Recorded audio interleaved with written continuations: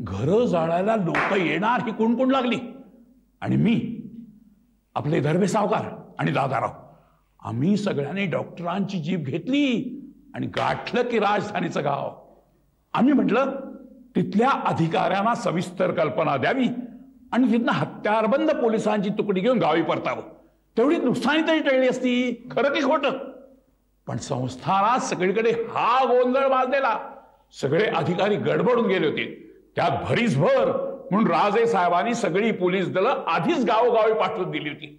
अरे वार्षिक 3 लाख उत्पन्नाचं आपलं संस्थान, त्यात पोलीस दल असून तरी किती असणार? खरं की खोटं? शेवटी बंदोबस्त तोकडा पडला. अहो दूध आणताय ना? हो आणते. म्हणजे राजेसाहेबांनी काहीच केलं नाही? असं कसं? अरे आम्ही गावातली सगळी प्रतिष्ठित मंडळी, आमचं बोलणं तर राजेसाहेबांनी ऐकून घेतलंच. वर कलेक्टर साहेबांना तार सुद्धा धाडली. लगोलग आम्ही गावी परतलो. पण 60 मैलांचा अंतर शेवटी आम्ही परत येईपर्यंत काय जे वाटोळं व्हायचं होतं ते झालंच. नंतर 3 दिवसांनी जिल्ह्यातली पोलीस पार्टी आली, कर्फ्यू ऑर्डर झाली, शांतता सुव्यवस्था प्रस्थापित झाली. पण उपयोग काय? हे सगळं आधी झालं असतं तर नुकसान तरी टळलं असतं. मला तर आप्पांचीच काळजी होती. वाटेत मी सारखी प्रार्थना घोकत होतो की आप्पांना काही होऊ नये. काय तुम्हाला जाळपोळ करायची, काय करायचं ते करा, पण आप्पांना काही करू नका. अरे आम्हाला तुझी काळजी, तुझ्या आप्पांच्या अंगाला हात लावण्याची हिंमत आहे होय कुणाची या गावात? नाही तसं नाही आई. आधीच आप्पांवर काही लोक डूक धरू नये. नसती सावकारी अंगाशी येऊ नये असं वाटत होतं मला. पण आपलं घर कुठं थोडस तरी जळलेलं दिसतंय का? सांग. तेच विचारतोय मी. ओसरीकडे थोडंसं जळल्यासारखं दिसतंय, इथे रिकामा रिकामाच आहे. जळण्याच्या कुठं काही खुणच नाहीये. आप्पा मळ्याकडे तो तान्या म्हणत होता की सगळे दागिने लुटून नेले म्हणून. काय काय हा म्हणजे नेमकं काय काय जिन्नस गेलं आपलं?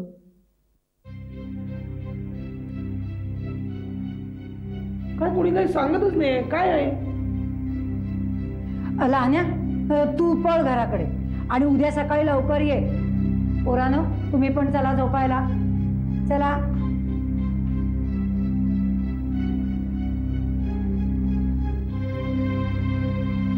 बघू काय काय जिन्नस गेलं विचारत होतास ना? ये माझ्या मागे ये.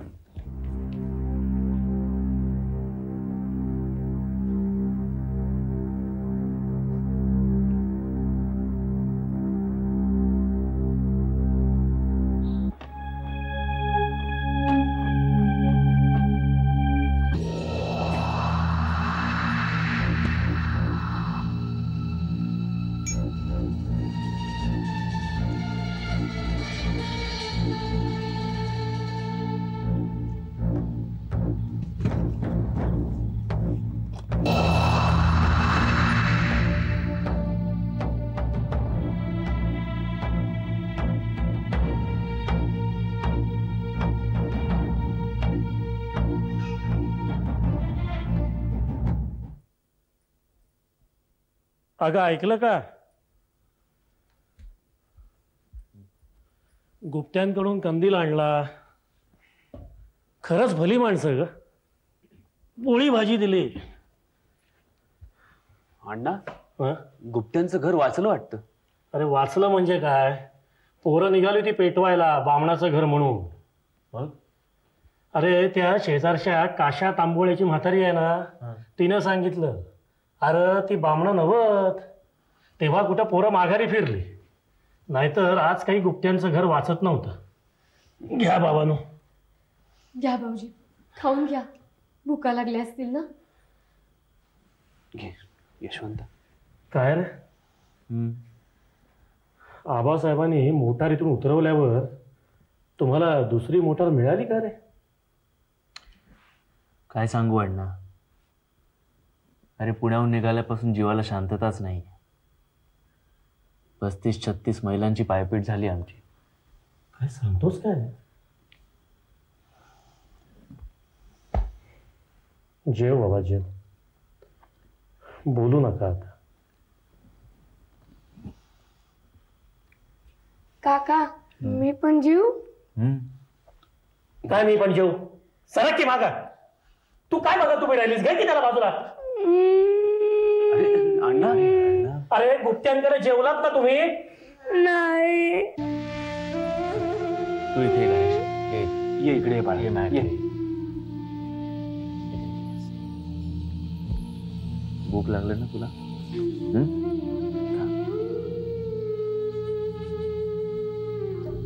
खा.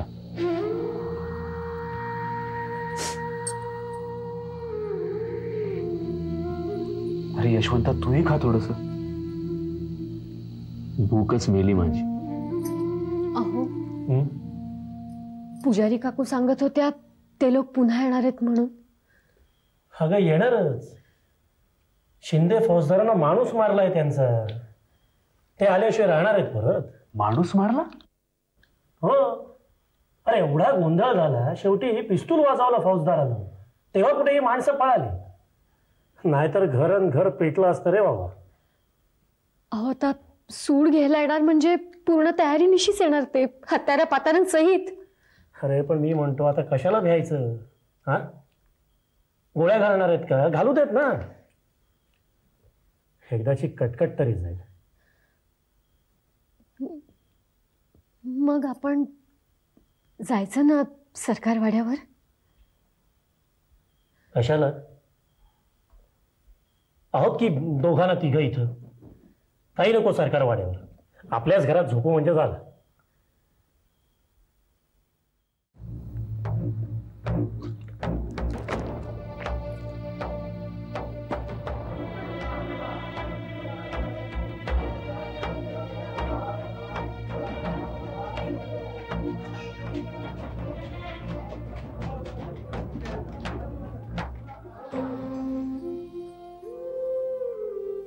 अहो अहो ऐकलं का? त्या भीमाताई गेल्या सरकार वाड्यावर. देशपांड्यांच्या घरचे सगळे गेले हो. फडणवीसांच्या घरात सुद्धा दिवा दिसत नाहीये. हो असं काय करता? आपल्या लेकरांचा तरी विचार कराल की नाही? हा कसला जगावेगळा हटवादीपणा म्हणते मी.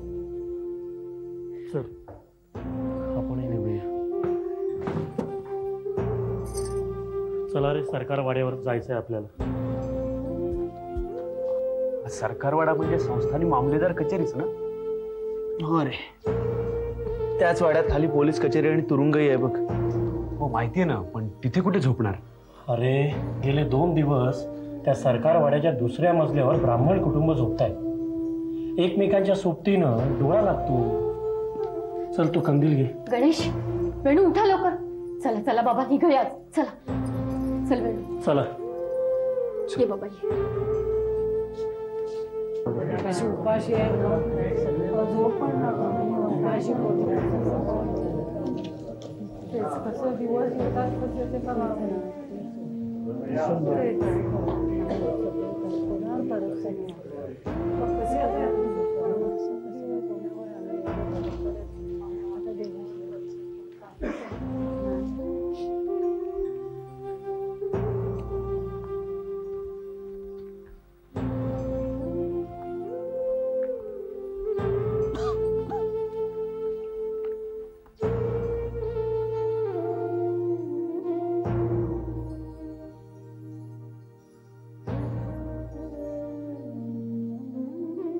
अण्णा, हे दुनळी बंदुका घेतलेले एवढे लोक कसे काय? अरे शिपाई पुरेसे नाही म्हणून मिलिटरीतल्या निवृत्त पेन्शनरांना बंदुका देऊन वर उभं केलंय. हे लोक तर पाहिल्यासारखे वाटतात. अरे ते हौशी शिकारी आपल्या दुनळी बंदुका घेऊन इथं शिकारीला आले. चला चला चला निघूया.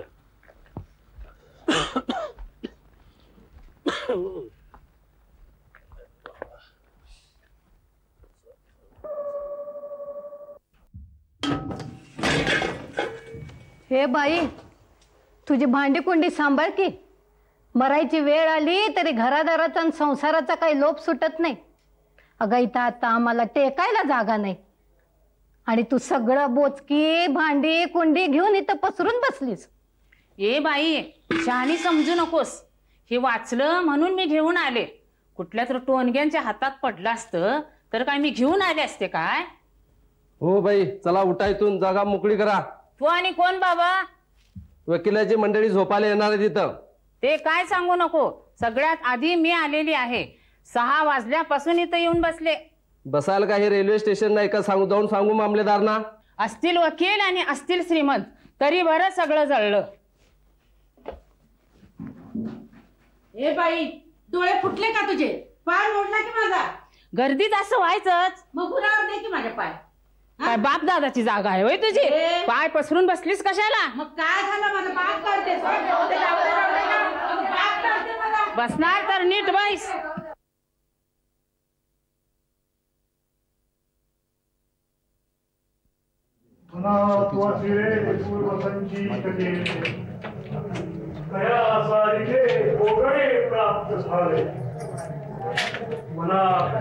शंकर, मी जरा वहिनींसाठी जागा शोधतो. हा अण्णा, या वहिनी. ये गणेश.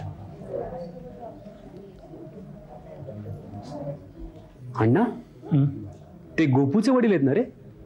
हा हो. इतक्या वर्षात त्यांच्यात काहीच बदल झाला नाही. ये ना त्यांना भेटू.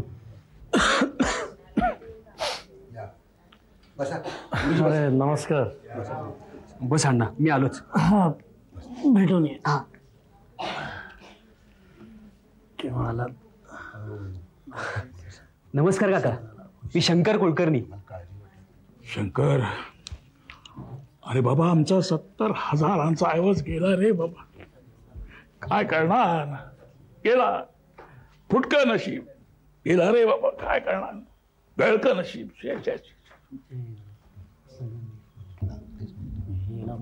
अण्णा, अरे बहिणींसाठी कुठे जागा मिळतच नाहीये आणि गणेश आणि वेणूही झोपेला आलेत. काय करू?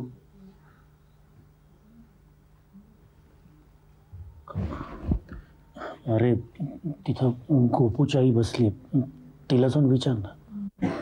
जा. अवघड आहे, आपण प्रयत्न करतो. जाऊन बघ तर. वहिनी,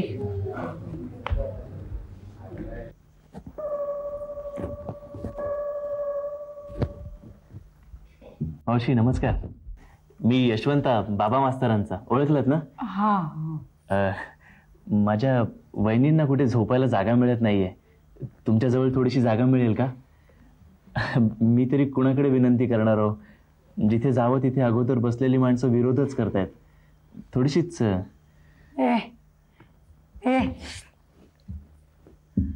बघा बाई, माझ्या पौरांना झोपेत लाथा मारायची सवय आहे. त्यांच्या लाथा लागलेल्या चालत असतील तर झोपा. हे झोप. यावेळी झोप. हे जरासाच सरक रे, जास्ती नको. बस झोपा.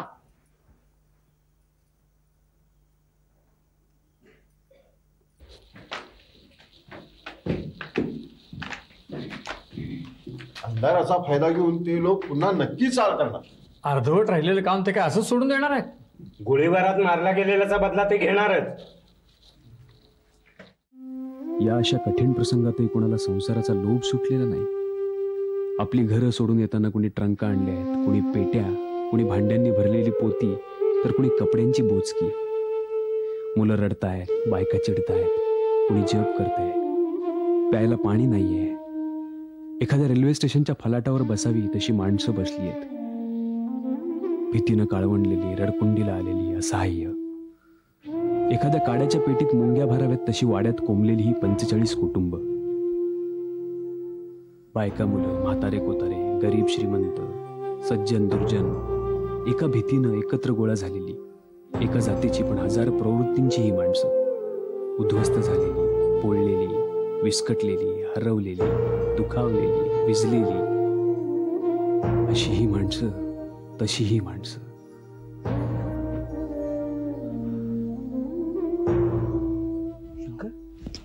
अरे गोपू, घरचं कसं आहे सगळं? काय विचारू नको शंकर. सगळं गेलं. सोनं नाणं, दागदागिने, चांदीची भांडी, सगळं सगळं गेलं. घरचे सगळे आलेत का? माझी आई आहे तिकडे,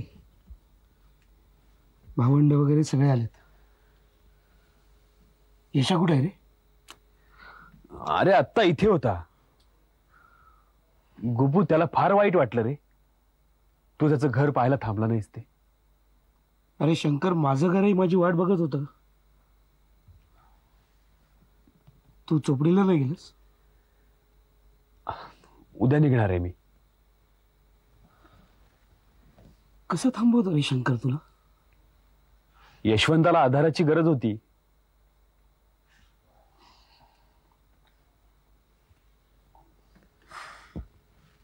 पप्पा कुठे गेले रे?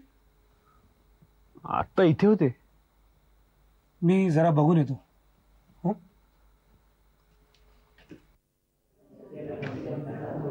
पप्पा, पप्पा. अरे गोपू,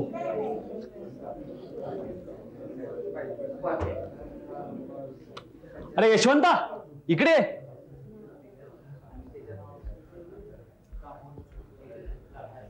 अरे तू कुठे गेला होतास? गोपू आला होता इकडे. गोपू आला होता? हो. काय म्हणत होता? त्यांचे बरेच भांडी कुंडी आणि सामान गेल्याचं सांगत होता बुवा. अच्छा. हो. पण तू कुठे गेला होतास? अरे वहिनींसाठी जागाच मिळत नव्हती, शेवटी कशी बशी मिळाली. मिळाली ना? चल.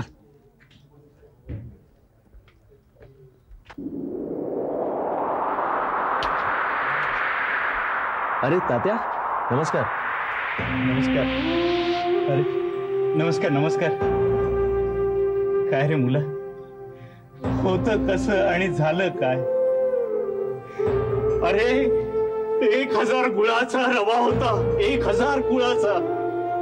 आगीत खाक, 35 पोती गहू, 40 पोती ज्वारी, करडी शेंगा, अरे सगळ्या खाक. वाड वडिलांनी बांधलेला 500 खणांचा वाडा. किती? अरे 500 खण. आज 1 लाख रुपये ओतले तरी बांधून होणार नाही. आता सगळं गेलं, फक्त दंगा फकीर उरलोय. आता काय होत आणि कसं झालं?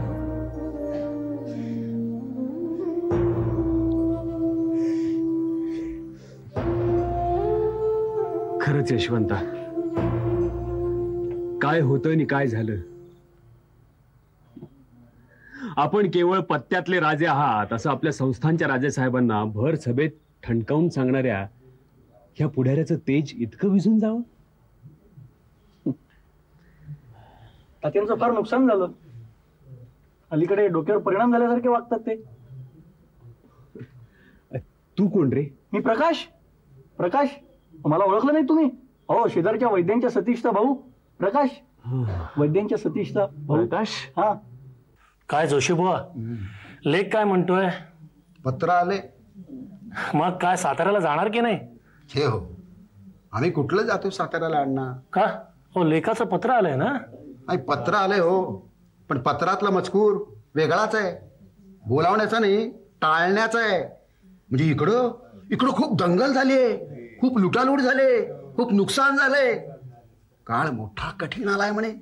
तुम्ही मात्र जपून राहा. म्हणजे एवढं वाचल्यावरती कुणाचं जायचं धाडस होईल का? हो, मग सुहासकडे जायचं की मुंबईला? मुंबईला तुम्हाला माहित नाही का? अहो, त्या पुण्या मुंबईचं ते छापील वातावरण, त्या धबडक्याला वाव आहे कुठे? आणि जोपर्यंत आपले हातपाय धड आहेत तोपर्यंत आम्ही तुमच्याकडे येऊन राहायचं असं म्हणजे जरा शरमेचं वाटतं नाही का? असं काय म्हणतो, म्हणजे जे 10 जणांचं होईल तेच आपलं म्हणायचं आणि इथंच राहायचं. माझं आणि भ्रमाचं ओझं.